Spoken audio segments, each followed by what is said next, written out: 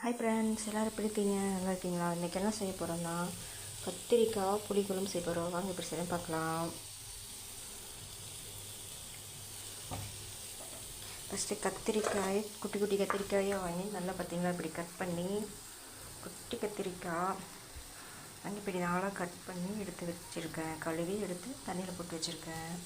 இப்போ பார்த்தீங்கன்னா நல்லெண்ணெய் ஊற்றிட்டுருக்கேன். நல்லெண்ணெய் கொஞ்சம், கடலெண்ணெய் கொஞ்சம் விட்டுக்கலாம்.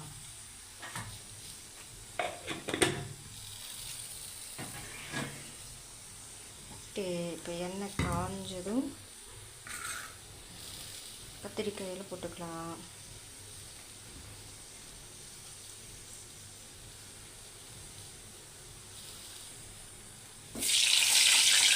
கத்திரிக்காய் போட்டு கத்திரிக்காய் நல்லா எண்ணெயிலே வதங்கணும்.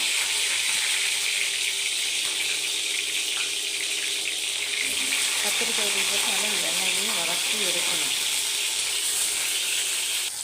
பாருங்கள், இந்த அளவுக்கு கத்திரிக்காய் நல்லா எண்ணெயில் வதங்கினதும் எடுத்துடலாம். அதே எண்ணெயில் கத்திரிக்காய் வதக்குமே அதே எண்ணெயில் கடுகு போட்டாச்சு. அடுத்தது வெந்தயம் போட்டுக்கலாம். வெந்தயம், அப்புறம் வெங்காயம் பூண்டு ரெண்டும் போட்டுக்கலாம். அப்புறம் கருவேப்பிலை, வெங்காயம் நல்லா வதக்கட்டும். கத்திரிக்காய் பார்த்தீங்களா எப்படி எண்ணெயிலே வதக்கி எடுத்து வச்சுருக்கேன்.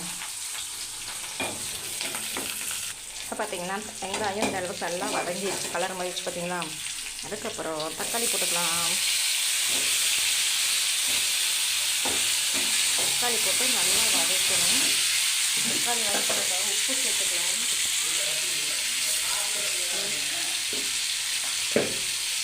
போட்டு நல்லா வதக்கணும்.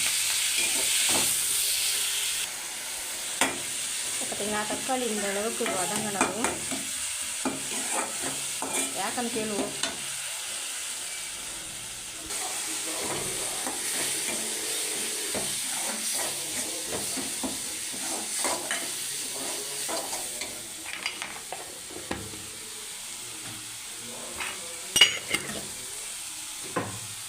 அதுக்கப்புறம் மல்லித்தூள் போட்டுக்கலாம்.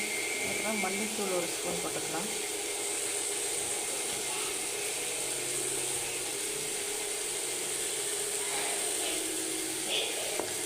எல்லாம் போட்டு நல்லா வதங்கினதும்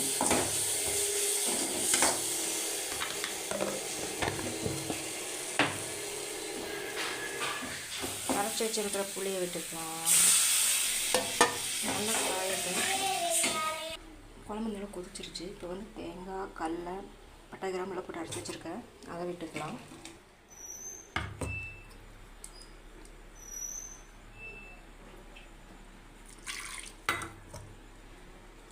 விட்டு ஒரு கொதி வந்ததும் கத்திரிக்காய் போட்டால் குழம்பு ரெடி. இப்போ பார்த்தீங்கன்னா குழம்பு இந்த அளவுக்கு காஞ்சிருச்சு. இப்போ வதக்கி வச்சுமே கத்திரிக்காய் இது போட்டுக்கலாம். இது போட்டு ஒரு கொதி வந்தால் கத்திரிக்காய் புளி குழம்பு ரெடி. கத்திரிக்காய் எண்ணெய் குழம்பு ரெடின்னு பார்த்தீங்களா.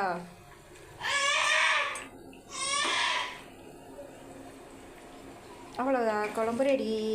This video sponsor by Moti shopping.